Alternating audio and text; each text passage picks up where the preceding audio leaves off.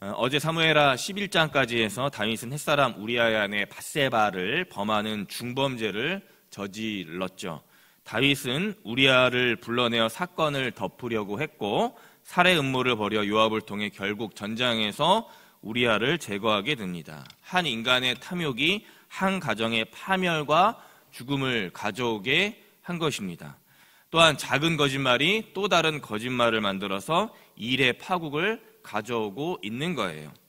사무엘하 11장 26절을 보니까 밧세바는 우리아의 죽음을 듣고 어떻게 했더라? 소리내어 울었더라 라고 자기의 남편의 죽음을 애도하고 있는 모습을 볼 수가 있습니다. 그런데 기어코 장례를 마친 밧세바를 왕궁에 데려오고 있는 다윗. 아내를 삼아 한 아들을 낳지만 사무엘하 11장 27절 하반절은 이 사건을 이렇게 기록하고 있죠. 다윗이 행한 그 일이 여호와 보시기에 악하였더라. 아멘. 그 범죄한 일이 여호와 보시기에는 굉장히 악했다라는 거예요. 자기가 지금 무슨 일을 범하고 있는지도 모르고 있는 다윗. 마치 우리아를 제거하고 밧세바를 취해서 아들을 낳은 그것을 당연하다라고 생각하고 있는 다윗. 그에게 심판의 말씀이 선포되고 있는 것입니다. 안타까운 일이 여기서 끝났으면 얼마나 좋았을까요? 사무엘하 12장 오늘 말씀 1절은 다윗 왕이 아직도 정신 차리고 있지 못함을 증거하고 있습니다. 제가 한번 읽어보겠습니다. 여호와께서 나단을 다윗에게 보내시니 그가 다윗에게 가서 그에게 이르되 한 성읍에 두 사람이 있는데 한 사람은 부하고 한 사람은 가난하니. 아멘. 문제의 심각성을 깨닫지 못하고 있는 다윗에게 하나님께서는 선지자 나단을 보내십니다. 앞에 사무엘하 7장에 나왔던 언약을 선포했던 나단은 하나님께 받은 심판의 메시지를, 경고의 메시지를 다윗에게 전하고 있는 거예요. 한 성읍에 두 사람이 있었습니다. 부자와 가난한 자. 부자는 많은 가축과 재산이 있었고 반면에 가난한 자는 작은 암양 새끼 한 마리가 재산의 전부였습니다. 그 암양 새끼 한 마리를 자기의 친딸처럼 여기고 있었다는 가난한 사람. 그런데 그 애지중지하고 있던 암양 새끼 한 마리를 부자가 자기에게 온 행인의 부탁을 들어주기 위해서 자기의 목적을 위해서 빼앗아서 갈취하게 됩니다.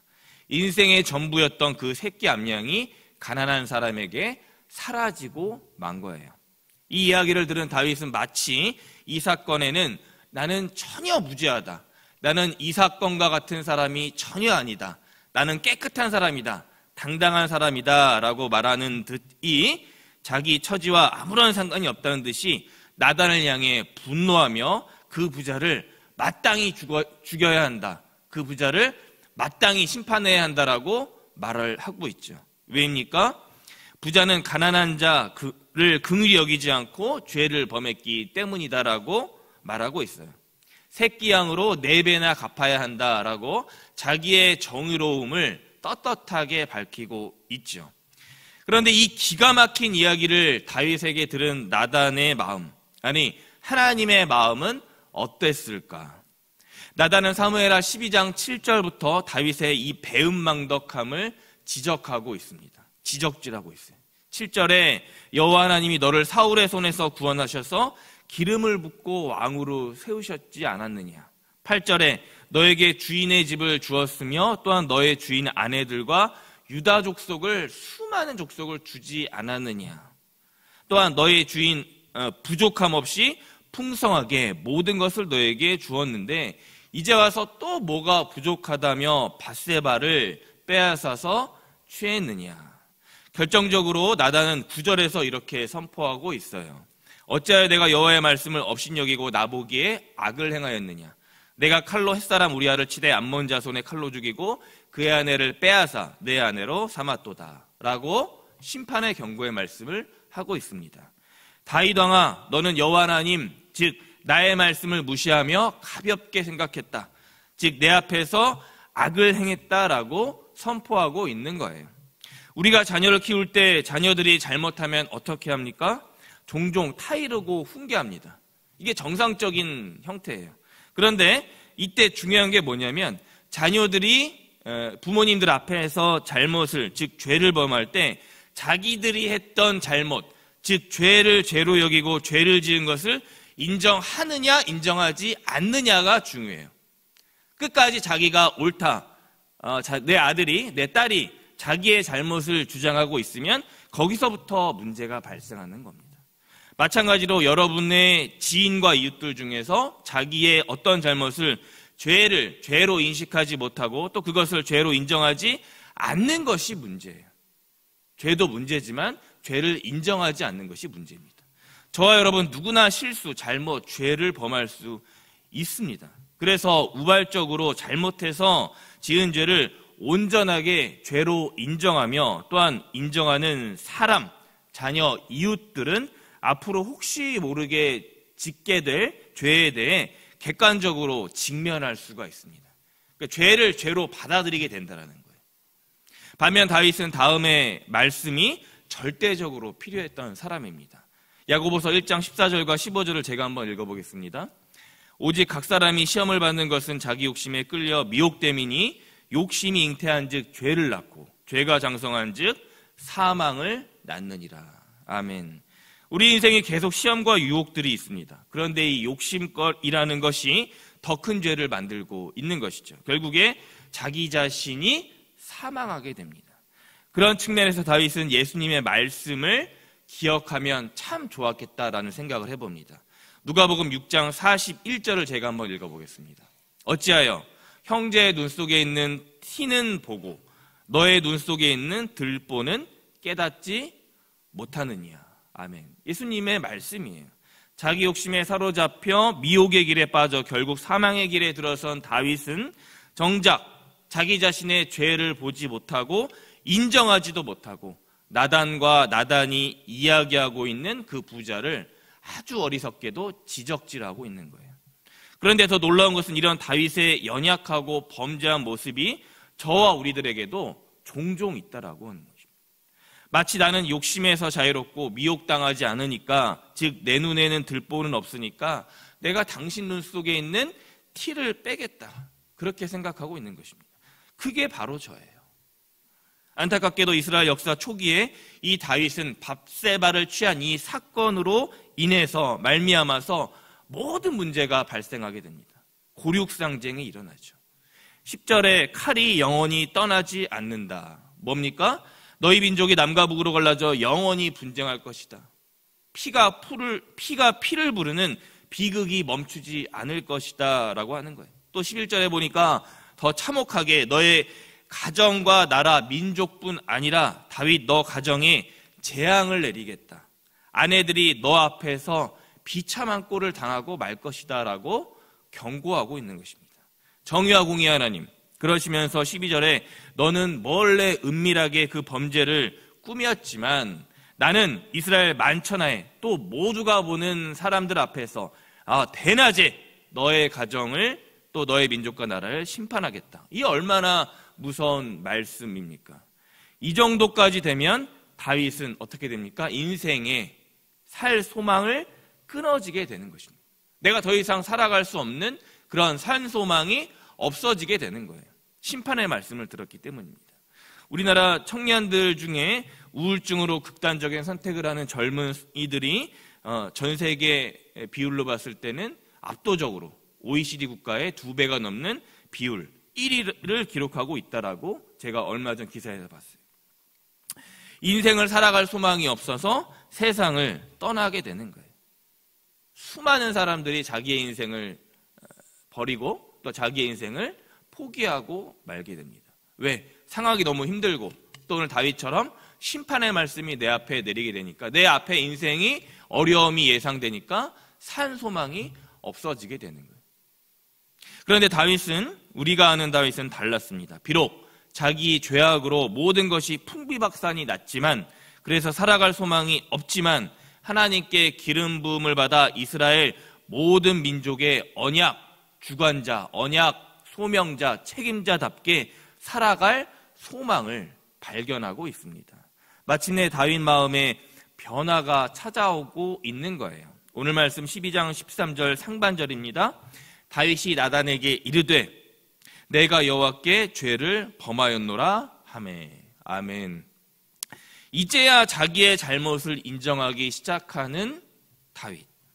내 관점에서는 죽어도 죄가 아니라 생각했는데, 그런데 하나님 말씀에 비춰 회개하기 시작한 거예요. 제가 여호와께 죄를 범했나이다. 뭐예요? 나단, 아니 그보다 하나님 말씀 권위에 바짝 엎드리기 시작한 거예요. 주님, 제가 죄인입니다. 내 인생에 당연하다 생각한 것을 이제 하나님 말씀에 비춰 돌아보니 모든 내 인생이 죄악으로 물든 인생이었습니다. 세상 기준, 내 기준으로 볼 때 아무런 문제 없는 것 같았는데 하나님 말씀 기준으로 보니 문제, 죄투성이었습니다. 이 고백의 말씀을 오늘 13절 상반절에서 다윗이 하고 있는 거예요. 이게 믿음의 사람과 세상 사람들의 결정적인 차이가 되는 거예요. 마침내 다윗은 자기 눈 들보를 보게 된 것입니다. 그러자 나단이 하나님의 말씀을 전합니다.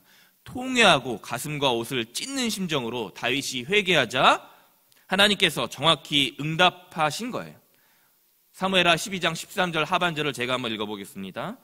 나단이 다윗에게 말하되 여호와께서 당신의 죄를 사하셨으니 당신이 죽지 아니하려니와.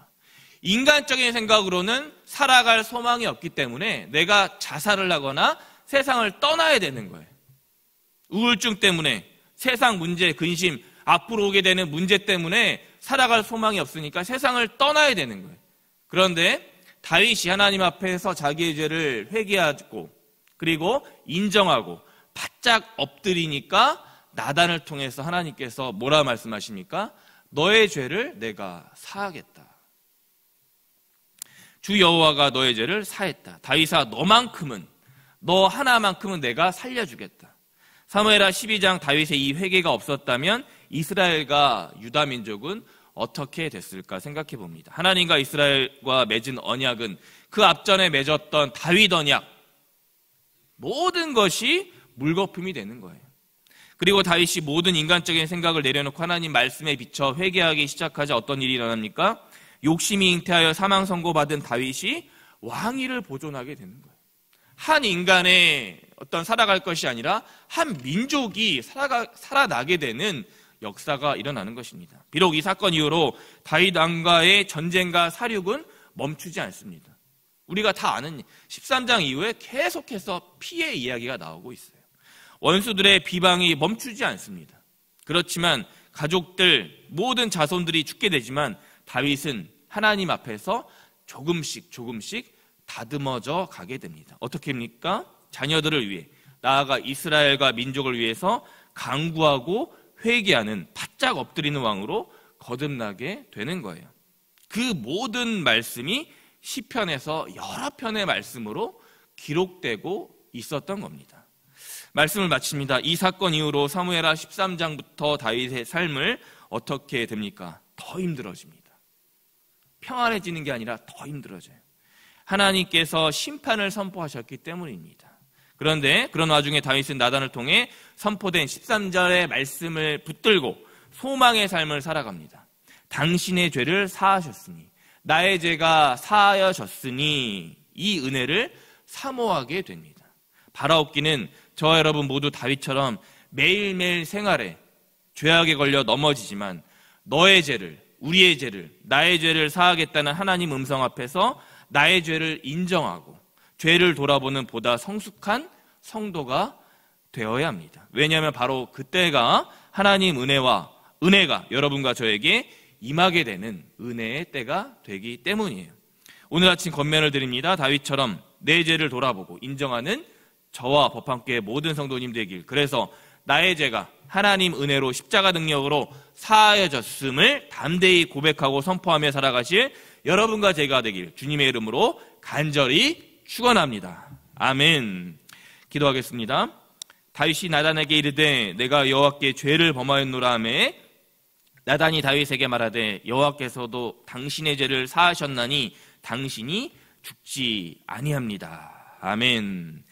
주님, 금요일 아침 생명의 말씀으로 우리의 심령을 일깨우시니 감사합니다. 사무엘하 12장 다윗처럼 자기의 허물과 죄악을 겸손하게 인정하며 살아가는 우리들, 저 우리 가정과 일터가 되게 하여 주옵소서. 우리를 죄에서 구원하신 예수 그리스도의 이름 부르며 간절히 기도드렸습니다. 아멘.